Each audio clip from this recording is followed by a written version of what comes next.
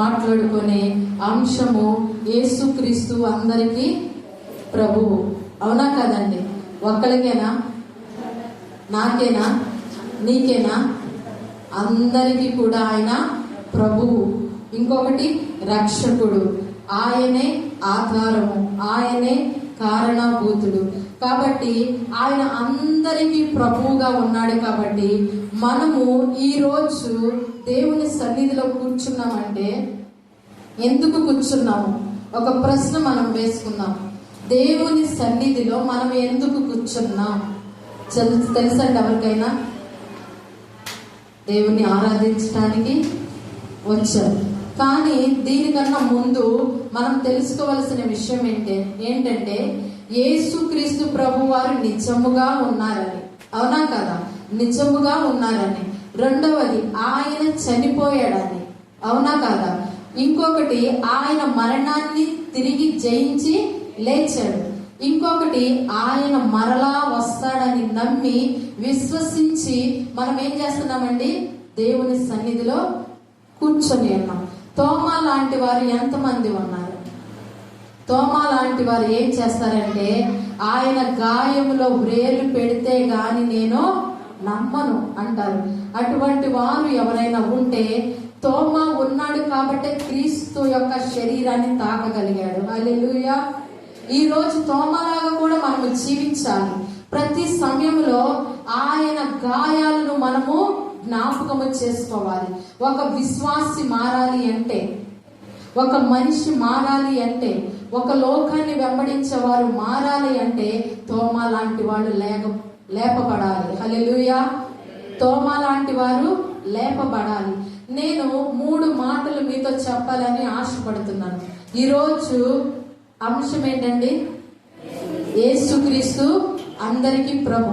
యేసుక్రీస్తును నమ్మిన వారు ఏం చేయాలంటే, ఫస్ట్ ఏం చేయాలి?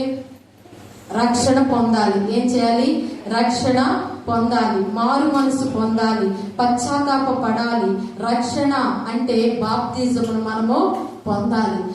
ఇవి ఎవరైతే పొందుతారో వారు తండ్రి అని పిలిచే అర్హతను వారు పొందుకుంటారు. హల్లెలూయా. ఇక్కడ మనము గమనించాల్సిన విషయం ఏంటంటే, ముస్లిమ్స్ మనము చూస్తాం. అవునా కాదండి? వాళ్ళకి ఒక కండిషన్ ఉంటది.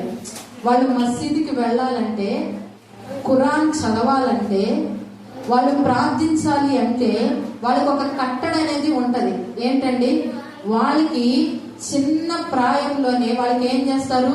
సున్నతి చేస్తారు. హల్లెలూయా. ఏం చేస్తారు? సున్నతి చేస్తారు. సున్నతి చేస్తేనే వారు మసీదుకి వెళ్ళాలి. సున్నతి చేస్తేనే గృహంలో ఉండాలి. ఈ సున్నతి చేయకపోతే వారు ముస్లిమ్స్ గా పిలువబడరు. అవునా కాదండి? ముస్లిమ్స్ గా వాళ్ళు పిలువబడరు. అలాగే మనము కూడా ఎప్పుడైతే యేసుక్రీస్తును నమ్ముతామో, ఆయన ఎప్పుడైతే రక్షణ పొందుతామో, ఎప్పుడైతే బాప్తిజమును మనం పొందుతామో, మనం ఎవరి సొత్తు అండి? దేవుని సొత్తు. ఆయన ప్రజలమై మనం ఉన్నాము. కాబట్టి ప్రతి ఒక్కరూ చేయవలసిన పని ఏంటంటే, మొదటిగా దేవుని సన్నిధిలోకి నువ్వు వచ్చి నామకార్థ క్రైస్తవులుగా కూర్చొని వెళ్ళటం కాదు. దేవునికి కావాల్సింది ఏం కావాలండి? యేసుక్రీస్తు ప్రభు వారు నిజముగా ఉన్నారని గ్రహించి ఏం చేయాలి? రక్షణ పొందాలి. హల్లెలూయా. కాబట్టి ఇక్కడ మనం చూసినట్లయితే 3 విషయాలు ఈ బల్లారాధన క్రమంలో మనం మాట్లాడుకుందాం. ఒకటి, ప్రభు బల్ల అంటే ఏంటి? ఏంటండి ప్రభు బల్ల అంటే ఏంటి? ఎందుకు తీసుకోవాలి? దేనికోసం తీసుకోకూడదు? అర్థమవుతుందండి? ఫస్ట్ మాట ఏంటి? ప్రభు బల్ల అంటే ఏంటి? రెండవది, ఎందుకు తీసుకోవాలి? మూడవది, దేనికి తీసుకోకూడదు? అర్థమైందా? కొంతమందికి ప్రభు బల్ల అంటే తెలీదు. అది ఎందుకు తీసుకోవాలో తెలియదు. అది దేనికి తీసుకోకూడదో కూడా వారికి తెలీదు. ఎలా ఉంటారు అంటే, ఒకరు రక్షించబడ్డారు, ఒకరు మారు మనసు పొందారు. మరి అయ్యగారులు అమ్మగారులు చెప్తున్న మాట ఏంటంటే, మీరు బాప్తిజం పొందండి, బాప్తిజం పొందండి అంటే కొంతమంది ఏం చేస్తారంటే, ఆ విసుగు చెంది ఏం చేస్తారు? 3 మునుగులు మునిగి లేచిపోతారు. అవునా కాదండి? కానీ బాప్తిజం అంటే అది కాదు. ఒక్కసారి నువ్వు చనిపోయిన తర్వాత, తిరిగి లేపబడిన తర్వాత ఇంకా పోయినదంతా నీలో తిరిగి పని చేయకూడదు. హల్లెలూయా. ఎప్పుడైతే నువ్వు ఆ నీళ్ళలో మునుగుతావో నువ్వు ఒక చనిపోయిన వ్యక్తివి. ఎప్పుడైతే తిరిగి లెగుస్తావో ఒక నూతన సృష్టిగా ప్రభువు నిన్ను మార్చాడు. ఈ నూతన సృష్టిలో ఏ లోకము నీ వైపు చూడకూడదు, ఏ లోకపు తలంపులు నీ మీద ఏలుబడి చేయకూడదు. లోకములో అటు ఇటు సంచరించే దురాత్మ శక్తులు నీ మీద అధికారం చేయకూడదండి. ఈ రీతిగా ఉంటేనే మనము బాప్తిజం పొందాలి. హల్లెలూయా. యేసుక్రీస్తు ప్రభు వారు రక్షించబడిన తర్వాత ఎక్కడ ఆయన బాప్తిజం పొందాడు? యోర్దాను నదిలో ఆయన బాప్తిజం పొందాడు. ఇంకొకటి యోహాను గారు చెప్తున్న మాట ఏంటంటే, ఆయన చెప్పులు వారు విప్పుటకును కూడా నేను యోగ్యుడను కాను. ఇటువంటి మాట యోహాను గారు చెప్పారు. కానీ యేసుక్రీస్తు ప్రభు వారు ఈ లోకంలోకి వచ్చి బాప్తిజం తీసుకోవాలి అన్న మరి రూల్ ఏమైనా ఉందా చెప్పండి? కానీ తండ్రి తన స్థానమును విడిచి కుమారుడిగా లోకానికి వచ్చి, ఇదిగో నా యొక్క నియమము ఇది, నా కట్టడ ఇది, నా విధులు ఇవి అని 33.5 సంవత్సరాలు 30 సంవత్సరాలు ఆయన విధేయత నేర్చుకున్నాడు. లోకంలో ఏం నేర్చుకున్నాడండి? విధేయత నేర్చుకున్నాడు. పరిచర్య చేశాడు. కానీ యేసుక్రీస్తు ప్రభు వారు పరిచర్య చేయించుకోలేదండి. బైబిల్లో ఎక్కడైనా రాసుందా యేసుక్రీస్తు ప్రభు వారు పరిచర్య చేయించుకోవాలని ఎక్కడైనా రాసుందా? లేదు. యేసుక్రీస్తు ప్రభు వారే పరిచర్య చేశారు.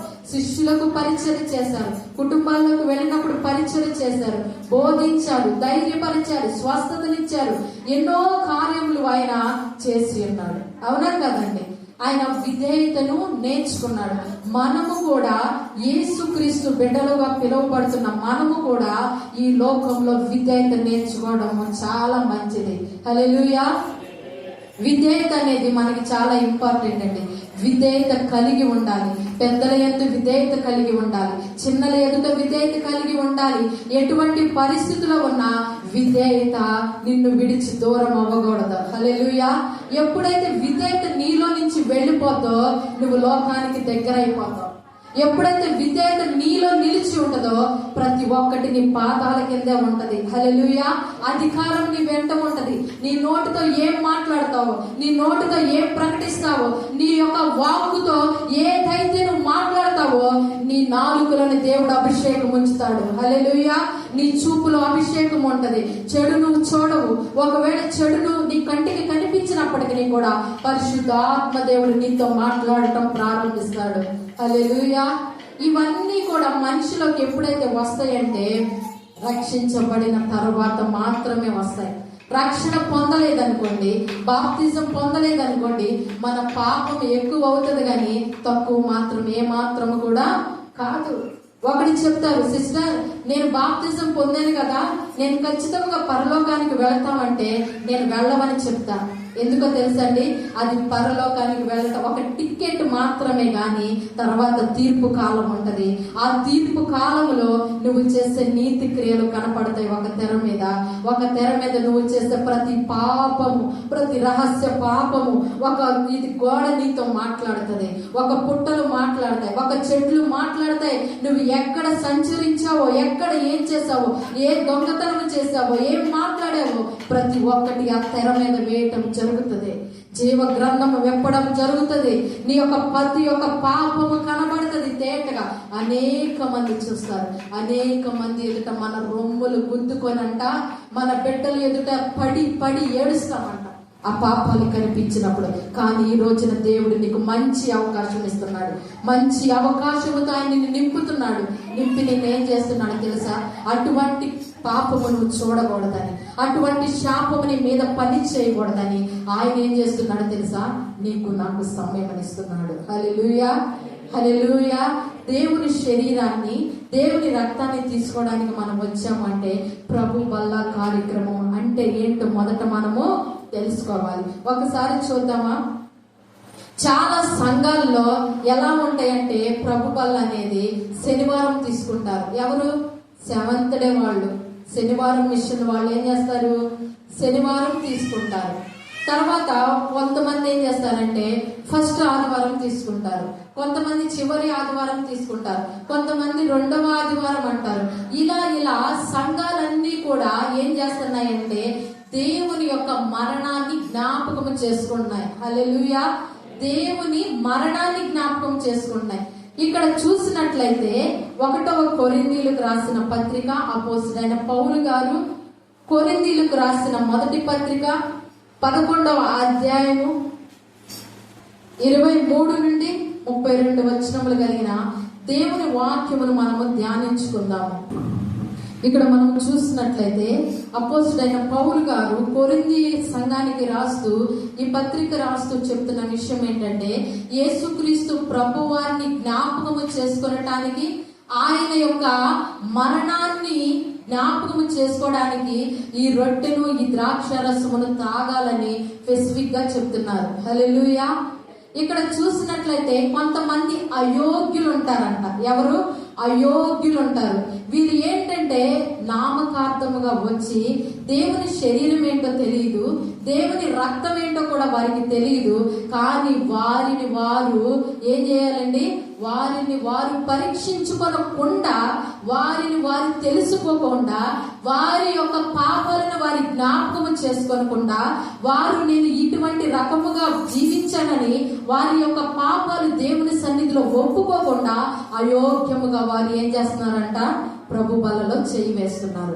ఇక్కడ మనము 3 దినాలు ఉపవాస ప్రార్థన పెడుతున్నాం. 3 దినాల ఉపవాస ప్రార్థన ఎందుకు పెడుతున్నామంటే ఈ వాక్యము నిరర్థకము కాకుండా ఉండాలని, ఈ వాక్యము నెరవేర్పు జరగాలని, ఈ వాక్యము పట్ల నీవు నేను నడవాలని 3 దినాల ఉపవాస ప్రార్థన పెడుతున్నాము. 3వ దినం ప్రభు బల్ల కార్యక్రమాన్ని మనము జరిగిస్తున్నాం. ఎందుకు? ఇక్కడ స్పష్టంగా రాయబడి ఉంది. ఏంటండి? పరీక్షించుకోవాలంట. ఒకవేళ పరీక్షించుకొనకుండా, ప్రార్థించకుండా, సిద్ధపాటు లేకోకుండా అయోగ్యకరముగా నువ్వు దేవుని బలలో చేయి వేస్తే ఆ యొక్క బల్ల తీసుకున్న నువ్వు శిక్షకు అర్హుడవవుతావని దేవుడు స్పష్టంగా మాట్లాడుతున్నాడు. హల్లెలూయా. అర్థమైందండి? ఇప్పుడు ఇది నా సొంత మాట కాదు, ఇది నా మాట కాదు, ఇది దేవుని మాట. ఇప్పుడు మనం చదివాం కదా, మనం ఏం చేయాలంటే దేవుని శరీరాన్ని, దేవుని రక్తాన్ని తీసుకునే ప్రతి ఒక్కరము కూడా చేయవలసిన పని ఏంటంటే ఫస్ట్ మనల్ని మనము పరీక్షించుకోవాలి.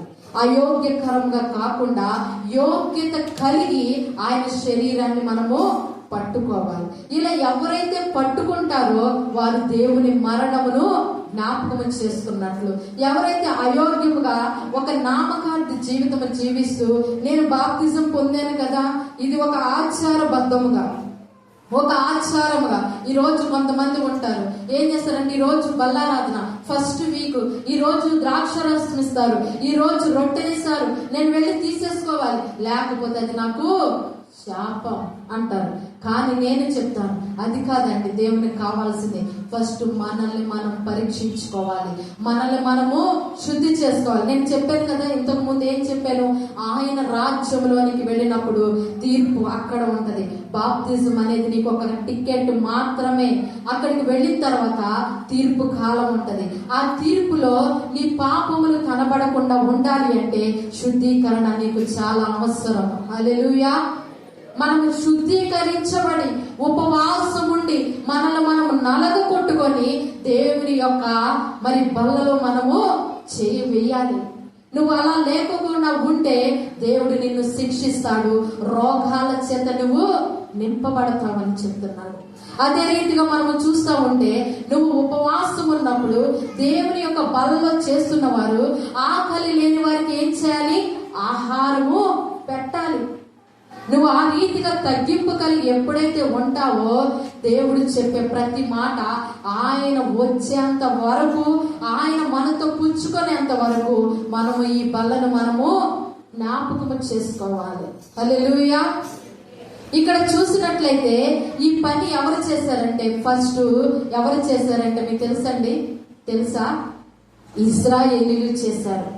నిర్గమకాండము 12వ అధ్యాయము 21 నుండి 25 వచనములు కలిగిన దేవుని వాక్యమును మనము మనము ధ్యానిస్తే ఈ యొక్క రొట్టె, ఈ యొక్క ద్రాక్ష రసానికి సాదృశ్యాన్ని నేను మీతో చెప్తాను.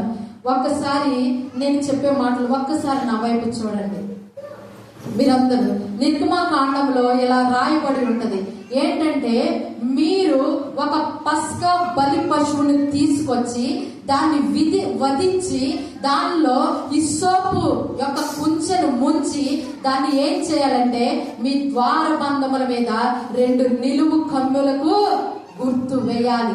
ఆ రక్తమును ఆ కుంచెతో తీసి ఆ 2 నిలువు కమ్ములకు ఏం చేయాలండి, ఆ రక్తమును ముద్ర వేయాలి. ఎప్పుడైతే ఈ ముద్ర వేస్తావో సంహారపు దూత అంటే మరణకరమైన దూత మీరు ఉన్న కుటుంబాల దగ్గరకు, గుమ్మాల దగ్గరకు వచ్చినప్పుడు ఏ గుమ్మం మీద అయితే ఆ రక్తపు ముద్ర కనబడుతుందో ఆ రక్తపు ముద్ర లోపలికి అది ప్రవేశించకుండా తిరిగి పారిపోతుందంట. హల్లెలూయా. ఇది ఎట్లా జరిగిందంటే పస్కాకి గుర్తుగా, పస్కా బలి పశువుకి గుర్తుగా. పస్కా అంటే ఏంటంటే పులి అని రొట్టెల పండుగ.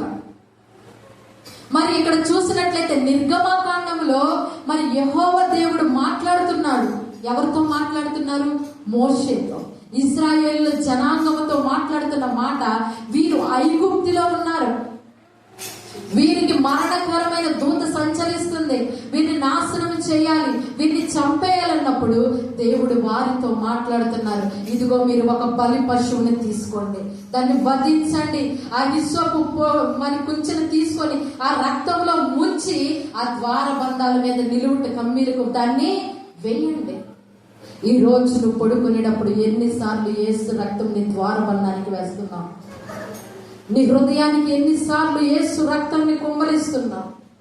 నీ మీదకు రోగం వస్తుందంటే, నీ కుటుంబంలోనికి శాపం వస్తుందంటే, నీ కుటుంబంలోనికి పాపం వస్తుందంటే యేసు నామాన్ని నువ్వు పలుకుతున్నావా? ఈ యొక్క నెలలో దేవుడిచ్చిన వాగ్దానం కూడా అదే. ఎవరైతే యేసు నామమున ధ్వజమెత్తి ప్రార్థిస్తారో వారి ప్రార్థనలన్నీ కూడా నేను సఫలపరుస్తాను, వారికి నేను రక్షణ ఇస్తాను, వారికి నేను జయోత్సాహం ఇస్తానని చెప్పాడు. మరి ఆనాడు మరణపు దూత వారిని వెంటాడుతూ తరుముతున్న సమయంలో దిక్కులేని పరిస్థితుల్లో దేవుని వైపు చూస్తారండి. దేవుని యొక్క శక్తిని పొందుకున్నారు. దేవుడిచ్చిన నిబంధనను చెప్పినట్లు వారు చేశారు. కానీ ఆ పశువుని నేను బలించటం ఏంటి, ఆ రక్తాన్ని నేను కుంచెలు తీసుకొని నేను ద్వారబంధాలకి నేను రాయడం ఏంటి అని వారు ప్రశ్నించలేదు. కానీ దేవుడు చెప్పిన మాట చెప్పినట్లు తూచా తప్పకుండా వారు చేశారండి. హల్లెలూయా. ఇక్కడ చూసినట్లయితే అదే యొక్క కట్టడను యేసుక్రీస్తు ప్రభు వారు కూడా చేశారు. ఏం చేశారు? యేసుక్రీస్తు ప్రభు వారు కూడా చేశారు. ఏం చేశారంటే, పులి అని రొట్టెల పండుగ వచ్చినప్పుడు అక్కడ ఎవరున్నారంటే యేసుక్రీస్తు ప్రభు వారు, పేతురు, యోహాను వీరు ఉన్నప్పుడు యేసుక్రీస్తు ప్రభు వారు వారితో చెప్తున్న మాట, పులి అని రొట్టెల పండుగ వచ్చింది, మీరు పస్కాని తయారు చేయండి, మనం అందరము సిద్ధపడదాము, దాన్ని తీసుకుందామనని. తర్వాత యేసుక్రీస్తు ప్రభు వారు కూడా దేవుడు చెప్పింది నెరవేర్చాడు. హల్లెలూయా. ఇది నిర్గమకాండంలో ఎవరు చెప్పారండి? ఎవరు చెప్పారు? యెహోవా దేవుడు చెప్పాడు. అదే ఆజ్ఞ, అదే కట్టడ, అదే నిబంధన ఎవరు చేశారు? యేసుక్రీస్తు ప్రభు వారు కూడా చేశారు. అక్కడ తండ్రి చెప్పింది చేశాడు. తండ్రి కుమారుడిగా వచ్చి ఈ లోకంలో పస్కాను మర్చిపోవాలా. హల్లెలూయా.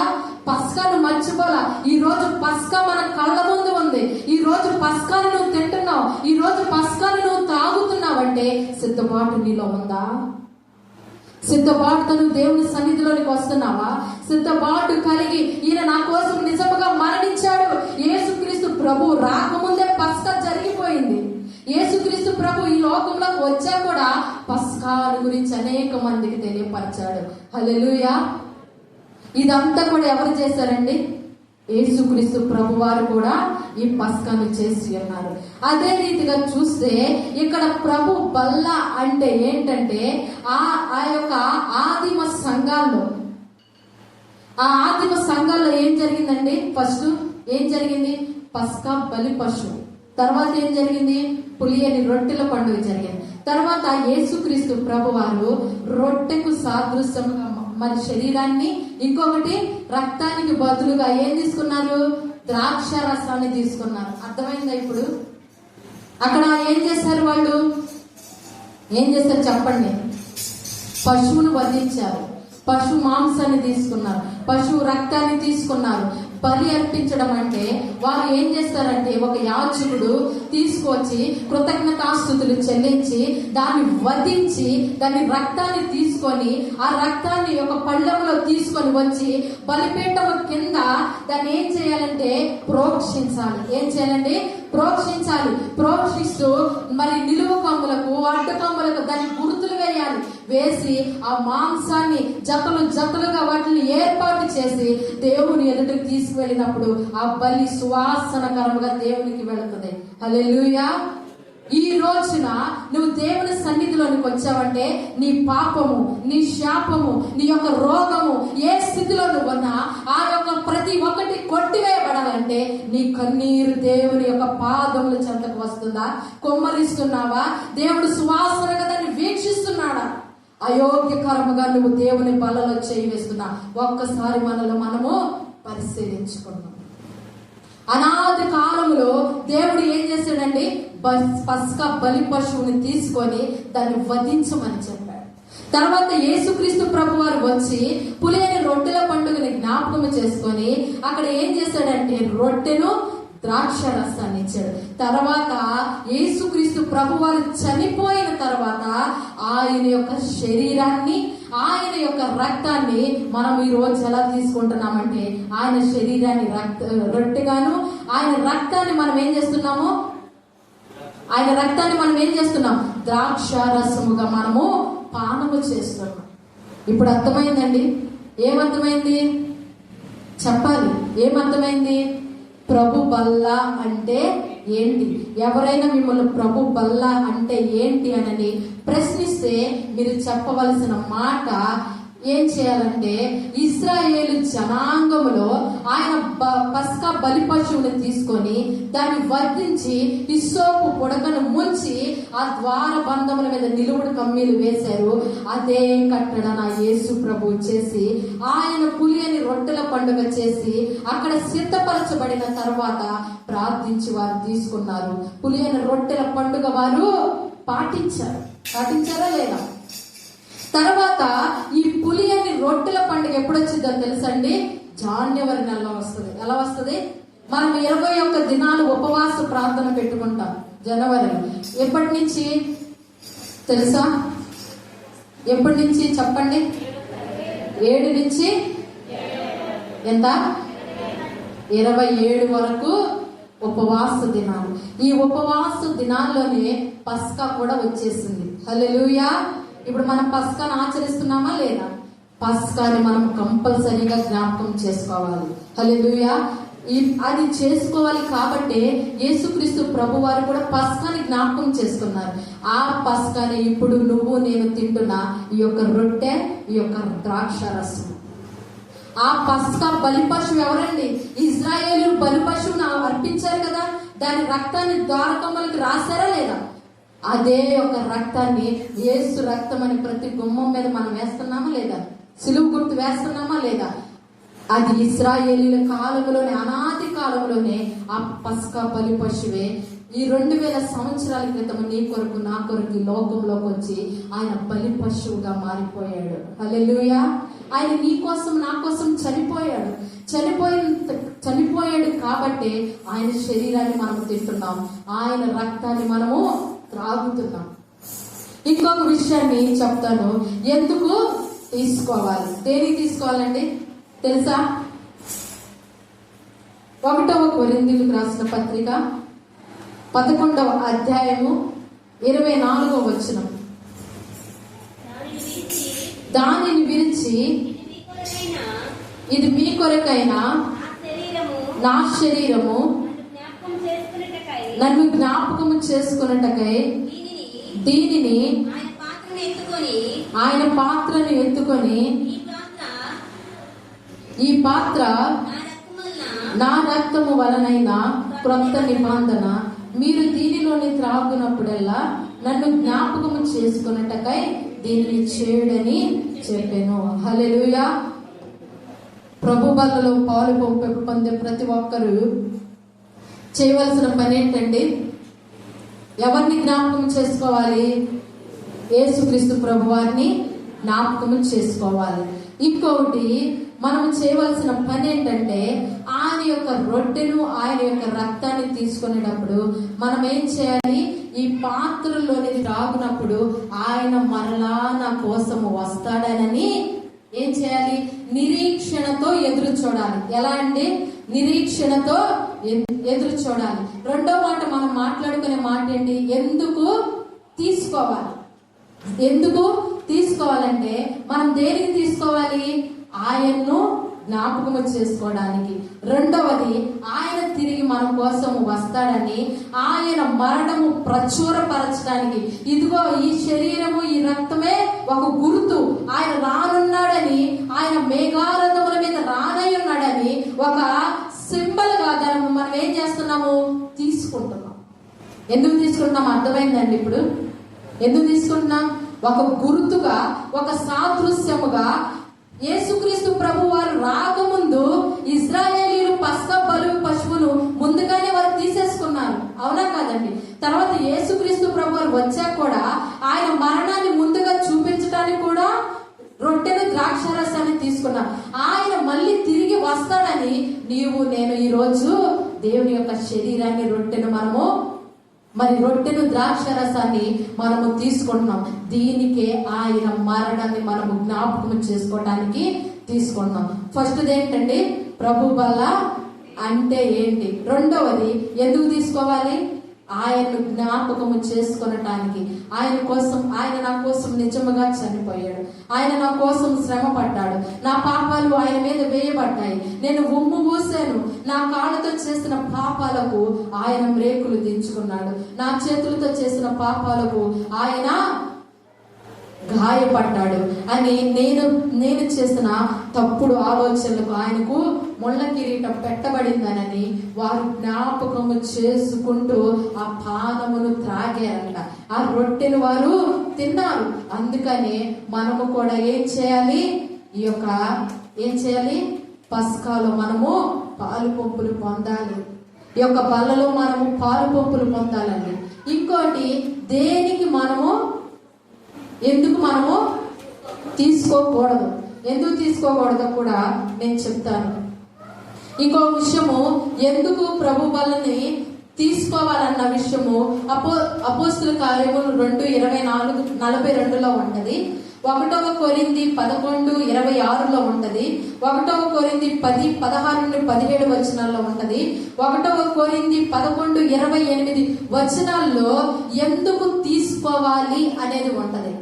ఎందుకు తీసుకోకూడదు అన్నది చూస్తే 1 కొరింథీ 11:30 కనబడుతుంది. ఒకసారి చదువుదామా? ఇందువల్లనే మీలో అనేకులు బలహీనులను, మీలో అనేకులు బలహీనులను, రోగులనై ఉన్నారు.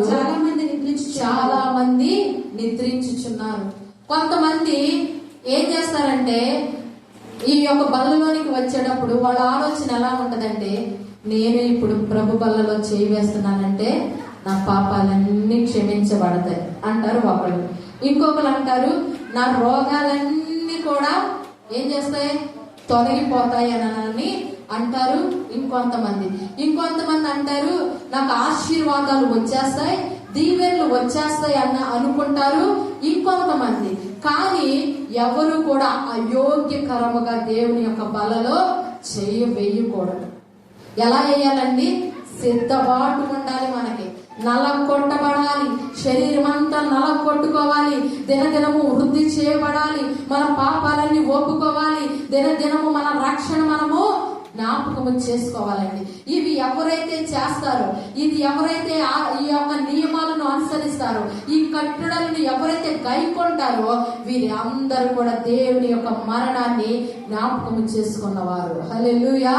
అలా లేకోకుండా దేవుని బలలో అయోగ్యకరముగా నేను తీసుకోవాలి అని నామకార్థకరముగా, పాపాలు క్షమించబడతాయని ఇంకొక రకంగా, మరి నేను రోగాలు పోతాయని ఇంకొంతమంది అయితే ఆ యొక్క ద్రాక్షరసాన్ని, రొట్టెను ఒక పలహారంగా తీసుకుంటారంట. ఎలా? పలహారముగా తీసుకునే వాళ్ళు కూడా ఉంటారంట. ఇలా ఉన్న వీళ్ళందరూ కూడా భ్రష్టత్వంలోనికి వెళ్ళిపోతారు. హల్లెలూయా. భ్రష్టత్వంలోనికి వెళ్ళిపోతారంట, లోకములోనికి వెళ్ళిపోతారు. లోకేచ్ఛలు వీరి మీద ఏలుబడి చేస్తాయి, లోకపు పాపము వీరి మీద ఏలుబడి చేస్తుంది. వీరు ఎక్కడికి వెళ్తే అక్కడికి నష్టమే గాని వీరికి లాభం అనేది వీరికి ఉండదండి. కాబట్టి ఇప్పటి నుండి మనం చేసే పని ఏంటంటే, ఏం చేయాలి? ఇప్పటి నుండి దేవుని శరీరాన్ని, దేవుని రక్తాన్ని మనం తీసుకుంటున్నామంటే మొదటిగా మనకు సిద్ధపాటు కావాలి. హల్లెలూయా. సిద్ధపాటు అనేది మనకి కావాలి. నలం కొట్టుకున్న తర్వాతే, పరీక్షించుకున్న తర్వాతే ఈ యొక్క బలలో మనము చేయవేయాలి. యేసుక్రీస్తు ప్రభు వారే ఈ యొక్క పద్ధతిలో నడిచినప్పుడు నీవు నేను ఏ పాటి వారమండి చెప్పండి? మనం ఏం చేయాలి? ఇప్పటి నుండి సిద్ధపాటు కలిగి మనల్ని మనం పరీక్షించుకొని ఒకరి యందు ఒకరు ఒప్పుకోలు కలిగి, సమాధానము కలిగి, ప్రేమ కలిగి, ఐక్యత కలిగి మనమందరము కూడా ప్రభు బల్లలో చేతులు వేయాలి. హల్లెలూయా. ఇప్పుడు అర్థమైందండి ప్రభు బల్ల అంటే ఏంటో, ఎందుకు తీసుకోవాలో, ఎందుకు తీసుకోకూడదో అర్థమైందా? ఆయన శరీరాన్ని, ఆయన రక్తాన్ని ఎప్పుడైతే తీసుకుంటావో ఏ దుష్టుడు నీ మీద ఏలుబడి చేయడు. అవునా కాదండి? మరి ఆనాడు ఇశ్రాయేలు బలి పశువును వధించి ఆ రక్తమును ముంచి, హిస్సోపుతో ముంచి ద్వారబంధాల మీద వచ్చినప్పుడు సంహారపు దూత వారిని ఏమైనా చేసిందా? చెప్పండి. చేయలా. ఈ రోజు దేవుని శరీరాన్ని, దేవుని రక్తాన్ని నువ్వు తీసుకుంటున్నప్పుడు నీ మీద ఏ మరణం ఏలుబడి చేసిద్దండి? ఏ రోగము నీ మీద ఏలుబడి చేసింది? ఏ అప్పు నీ మీద ఏలుబడి చేసింది? ఏ వ్యసనము నీ మీద ఏలుబడి చేసింది? ఏది కూడా నీ మీద ఏలుబడి చేయకుండా అటు నుంచి అటే పారిపోతుంది. అది యెహోవా దేవుడు అనాదిలోనే మన ఎదుట ఉంచిన కట్టడ. యేసు ప్రభు వారు వచ్చి దాన్ని నెరవేర్చాడు. హల్లెలూయా. కాబట్టి నువ్వు నేను తెలుసుకోవాల్సిన విషయం ఏంటంటే, ఆచారముగా తీసుకోకూడదు, అయోగ్యముగా తీసుకోకూడదు, సిద్ధపాటు లేకుండా తీసుకోకూడదు. అర్థమైందండి? ప్రతి ఒక్కరు మోకరిద్దామా దేవుని సన్నిధిలో.